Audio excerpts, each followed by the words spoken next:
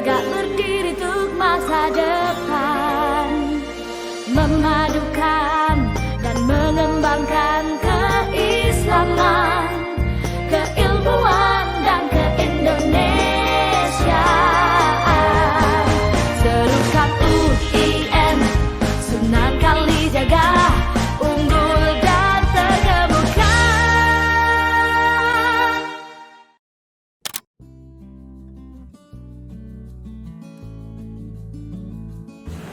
Assalamualaikum warahmatullahi wabarakatuh. Waalaikumsalam warahmatullahi wabarakatuh. Para sivitas akademika UIN Sunan Kalijaga, kita syukuri masih puasa dan kita sekarang mendapatkan tamu istimewa, yaitu Pak Yai Jadul Maula. Assalamualaikum Pak Yai. Waalaikumsalam. Waalaikumsalam warahmatullahi wabarakatuh. Ini agak serak dikit. Kadang sama rokok terus ini. Kalau malam dulu puasa. Siang dulu. Ya, selamat atas amanah barunya. Ya, terima kasih doa restunya Pak Rektor ini ya. Rektor UIN Sunan Kalijaga. Nah, ini kan wali kebudayaan. Wali kebudayaan. Nah, beliau sekarang sebagai ketua Lesbumi ya, nasional ya. Dan beliau masih tetap setia dengan pesantren Kaliopahnya ya, pesantren yang sangat unik sekali. Nah, mari kita tanya-tanya beliau. Beliau kan juga alumni IAIN, alumni IAIN Sunan Kalijaga. Iya. Nah, jadi masuk IAIN tahun berapa, Ge? Saya masuk IAIN tahun 87 dan lulus 97. 10 tahun. Semester 20 ya. Itu angkanya Sunan Kalijaga juga ada. 10 tahun itu. 10. Ya, dan selama itu kita semua mengenal beliau ya, dan saya termasuk junior beliau. Banyak sekali kegiatannya selama menjadi mahasiswa ya, di Fakultas Adab ya. Iya, Fakultas Adab. Dan saya masih ingat skripsinya Bintu Syati. Iya. Pakai bahasa Arab ya. Saya masih ingat skripsinya Bintu Syati. Dan itu mungkin skripsi pertama kalau nggak salah itu yang bahasa Arab menggunakan komputer window Arab itu. Window Arab ya. Dulu kan masih tulis pakai tangan ya, itu tulis tangan.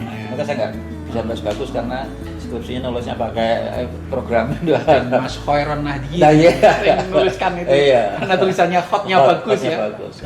Oh iya, itu pertama kali ya. Iya, kayak pertama kali itu ya, baru Elkis lah gitu kan, baru Elkis gitu, tapi punya komputer gitu, baru awal juga itu punya komputer tahun 90-an ya.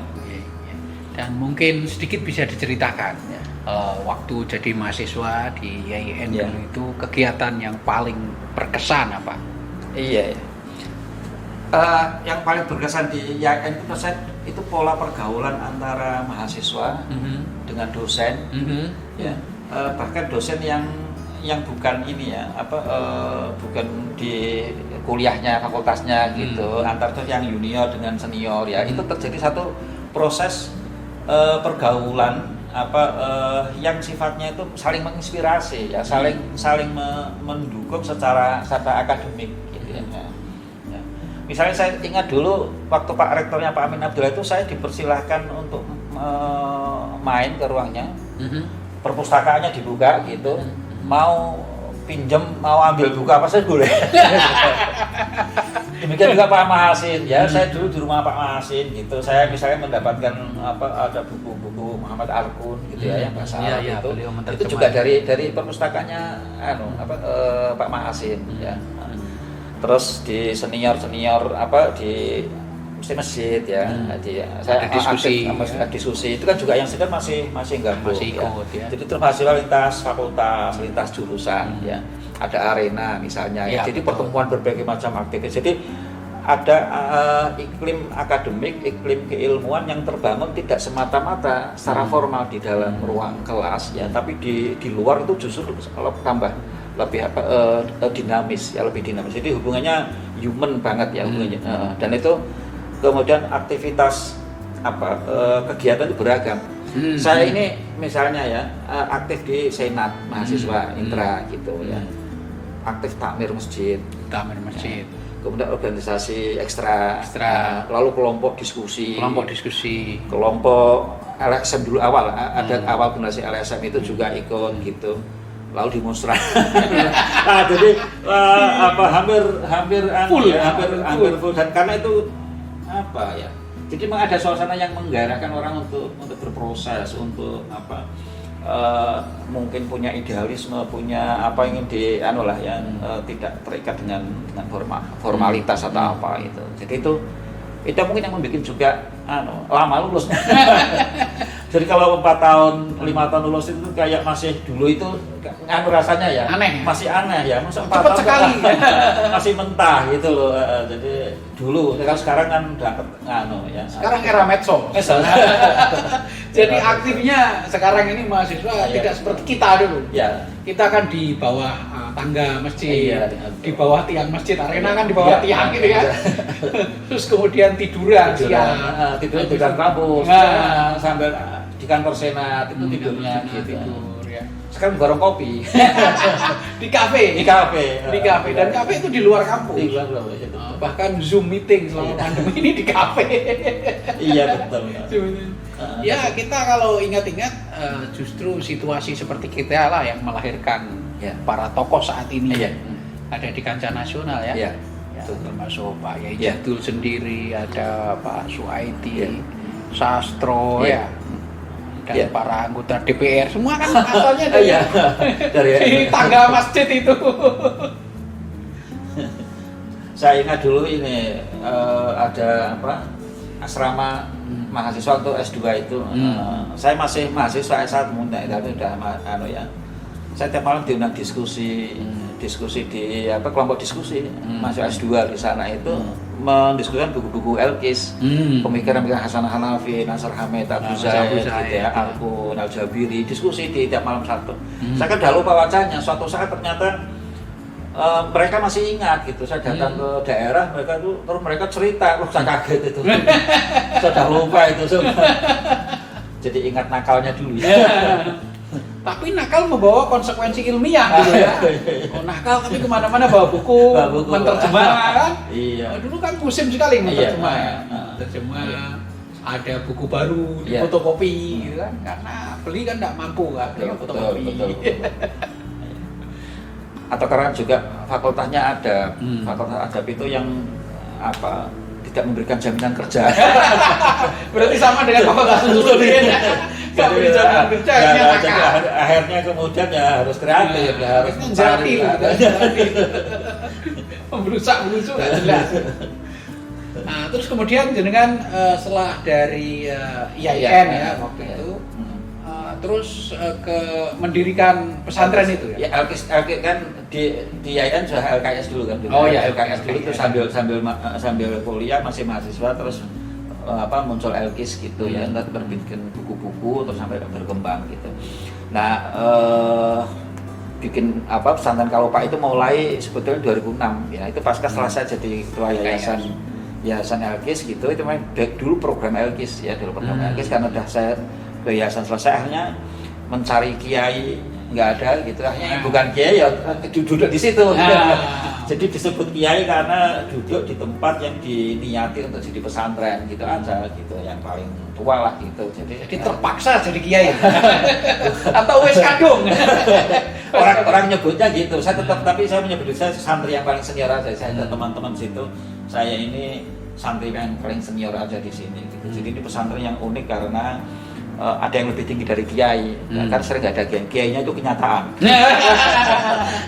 Nah kalau dulu kiai kan keris juga, toba itu kiai kan, bahkan orang meninggal disebut kiai kan dulu zaman itu.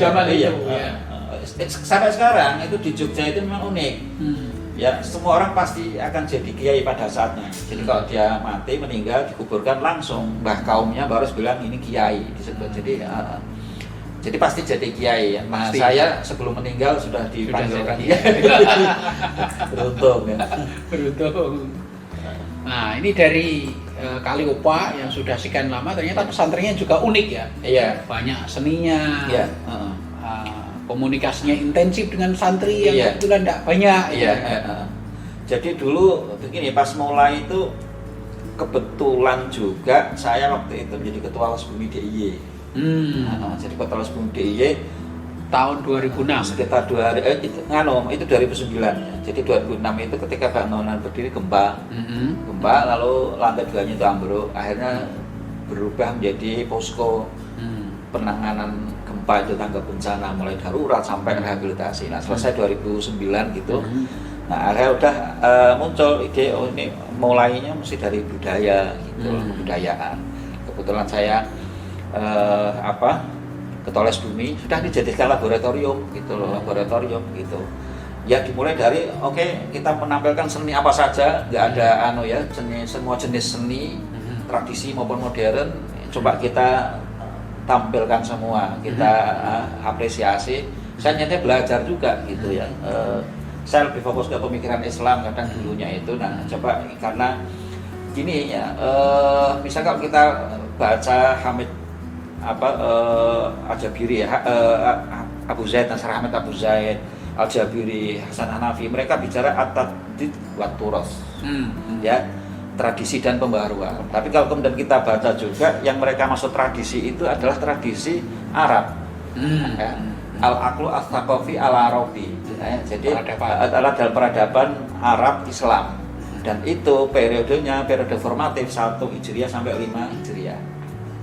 Nah pertanyaannya kalau kita kemudian di Indonesia gitu, tradisi kita dari mana ngambilnya, korpusnya gitu? Apakah langsung kita rujukan ke tradisi di Arab atau kita sih punya tradisi sendiri? Nah itu kemudian muncul muncul ketegangan bagi saya.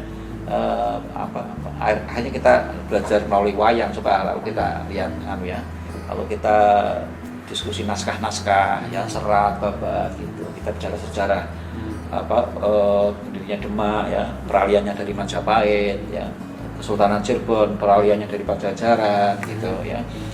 Lalu ya kita bicara kesultanan naskah dari Aceh, dari Palembang, dari Banjarmasin ya. Kita ngaji waktu itu. Ngaji karya-karyanya Syekh Nafis juga kita baca. Puisi-puisinya Hamzah Fansuri ya, kita baca. Kitabnya Syekh Yusuf ya, Syekh Yusuf Makassar gitu. Jadi kita udah oplos gitu. Jadi dari naskah gitu, pemikiran, lalu kita lihat ekspresi kebudayaannya di bidang seni ya, di bidang mungkin kebijakan kerajaan, adatnya ya, dan seterusnya itu. Nah itu lalu jadi wilayah. Kemudian belajar kita menampilkan seni, kita apresiasi dari segi bentuk, dari segi ekspresinya, keindahannya, tapi kita juga gali ini apa maksudnya, apa makna di dalamnya, ini sambungannya apa dengan teks ya, dengan naskah, dengan pemikiran Islam gitu loh. Jadi kita akan merajut kembali itu nuansa-nuansa itu ya. Nah dari situ kita lalu bisa ketemu, oh ini bolongnya Nasr Hamid Abu Zaid, dia mengkritik misalnya tradisi peradaban Islam, atau Al-Jabiri gitu. Saya bisa menemukan kalau di Nusantara ternyata tidak begitu gitu ya. Ya misalnya ya Al-Jabiri itu dia bilang kan ada 3 paradigma ini, Bayani, Burhani, sama Irfani. Lalu ini saling bertarung gitu ya. Pemenangnya adalah tradisi Bayani, Irfani yang ditaklukkan Bayani, kira-kira begitu. Nalar lah ya. Nah ternyata kalau kita lihat di Nusantara ini justru yang banyak terjadi adalah paradigma Irfani ini dengan Burhani. Ya. Karena kemudian tasawuf ya, sufi yang sufi kita juga sih mengandung filsafat, penciptaan wayang misalnya ya. Ini kan tasawuf ya, yang ada filosofinya ini, lalu ekspresinya seni bukan teks gitu, kebenarannya gitu loh. Itu kan kreativitas itu Irfani dan Burhani diekspresikan dalam seni. Ya. Ini yang tidak ditemukan oleh Al-Jabiri di peradaban Arab gitu, atau dia nggak sampai gitu loh ya, dia nggak sampai. Nasr Hamid Abid nggak, jadi mereka hanya sampai kritik nalar yang kemudian dominasi nalar Bayani atas Burhani, lalu dominasi Irfani lalu menghilangkan nalar, jadi Irfani dianggap menghilangkan nalar, anti rasio gitu kan, kalah dengan barat bla bla bla gitu. Pertanyaan saya mereka tidak kesini, tapi setelah kemudian saya mempelajari loh, ternyata di sini lebih tinggi cara mengolah ya nalar keagamaan itu ya, dimensi akalnya dimensi spiritualitasnya dan di dimensi estetiknya, etikanya itu juga dibangun bersama-sama, dan itu membangun satu peradaban yang tinggi. Ada kesultanan, lihat adat Kesultanan Aceh, adat Kesultanan Palembang, adat Mataram, ya, Cirebon gitulah. Itu kan menampilkan satu ekspresi. Di situ kita melihat gitu loh, bagaimana nalar keislaman itu begitu dinamis ya, diolah ya dengan ekspresi kebudayaan yang terbuka gitu ya, kreatif gitu, toleran, damai gitu, yang hari menginspirasi banyak orang ya di dunia. Jadi pesantren Kalliopa itu apa ya istilahnya, manifestasi atau ekspresi dari Islam Nusantara sebenarnya. Iya. Islam Nusantara dan Islam berkebudayaan. Islam berkebudayaan. Saya lebih memaknai Islam berkebudayaan karena itu spiritnya ya. Islam Nusantara itu wilayah yang kita lalu belajar tentang bagaimana Islam diekspresikan, diolah ya, memproduksi kebudayaan. Nah, kita lalu belajar nalarnya gitu loh. Ya, yang lalu kita bisa melihat untuk ke tempat-tempat lain juga. Ya, kita bisa ke Andalusia misalnya ya. Kita baca juga novelnya Hayyan bin Yaqdhan Ibnu Tufail ya, itu kan menggambarkan pergulatan intelektual di Andalusia ya, di era sebelum Ibnu Rus pasca Al-Ghazali ya, itu kan menarik juga ya, itu menarik. Kita bisa melihat ternyata ekspresi Islam berbudaya di mana-mana itu bisa kita lihat gitu. Dan itu kita belajarnya dari Nusantara ya. Jadi ini alternatif lain Islam berkebudayaan itu untuk semata-mata kita pakai perspektif nalarnya Al-Jabiri atau Nasr Hamid Abu Zaid yang hanya melihat struktur berpikirnya saja. Ini kan terlalu sering ya. Kalau kemudian kita lihat gitu dengan keseluruhan ekspresi budayanya gitu, mungkin kita bisa Abu Zaid kan jadi terasing ya, harus keluar dari negaranya ya, harus ke mana-mana gitu, nggak bisa menyatu dengan wilayahnya. Itu karena perspektifnya itu mungkin terlalu kering ya. Nah, kalau kita dengan pendekatan budaya seperti ini ya dinamika saling kritik itu bisa bisa lebih membumi, dan kita belajar dari Islam Nusantara. Dan saya melihat Nasr Hamid Abu Zaid dan kawan-kawan ya, termasuk Arkun juga saya kira ya, Al-Jabiri melihat ada tensi, ada konflik gitu di dalam tradisi. Gitu. Misalnya ya, meminjam bahasa tadi ya, Irfani, Bayani, Burhani, ini ada pertarungan, ada pertarungan. Dan akhirnya yang menang misalnya Bayani karena pengaruh Barat, gitu ya. Irfani kalah karena tradisi kita memang nggak bertahan, gitu ya. Kalah dengan globalisasi, kalah dengan penjajahan Belanda, bacaan Inggris ya, Prancis ya, karena kalau kita. Nah, sementara di kita ternyata tidak terjadi pertarungan gitu ya. Yang terjadi adalah saling mengakomodasi kan. Misalnya jadi wayang tadi, wayang kan bukan simbol pertarungan. Tapi serawung gitu. Kompromi, saling kompromi kan. Islamnya ada. Islamnya ada. Tempat lokal ada. Nalarnya juga ada. Kreativitas dalang juga ada. Dan saya kira ini yang disebut Nusantara yang berkebudayaan.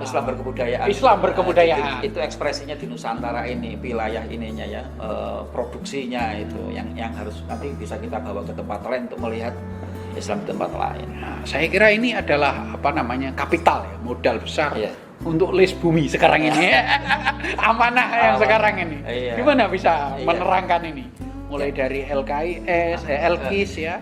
Kalliopa, les bumi Jogja, sekarang les bumi nasional. Nah, les bumi itu punya ini sendiri ya, punya mantra. Punya mantra. Namanya Saptawikrama. Saptawikrama. Wah, ini namanya aja sudah menunjukkan Kalliopanya ini. Bukan, ini hasil Rakornas dulu zaman Kiai Agus. Ini udah 5 tahun yang lalu ya, Agus Sunyoto, Rakornas lalu ketemu, kita bikin kayak strategi kebudayaan lah ya, untuk Sabta 7 Wikrama, atau kalau bahasa Arab Al-Qawaidus Sab'ah ya, Qawaidus Sab'ah. Atau kalau nggak paham ya, ini mungkin 7 dimensi ya dari kebijakan kebudayaan di 7 aspek gitu. Nah, kuncinya pertama memang kita menghimpun mengkonsolidasi gerakan yang berbasis budaya Nusantara, adat istiadat ya, tradisi gitu. lalu kemudian tidak sekedar dihimpun, tapi kemudian kita mencoba memahaminya, ya,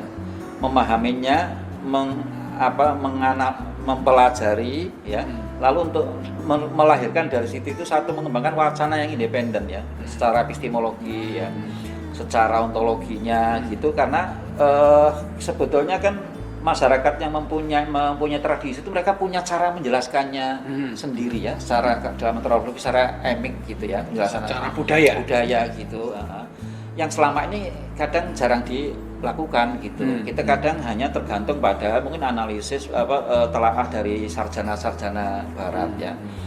Dulu ada teman itu orang Jogja, nggak pernah lihat wayang di Jogja selama ini.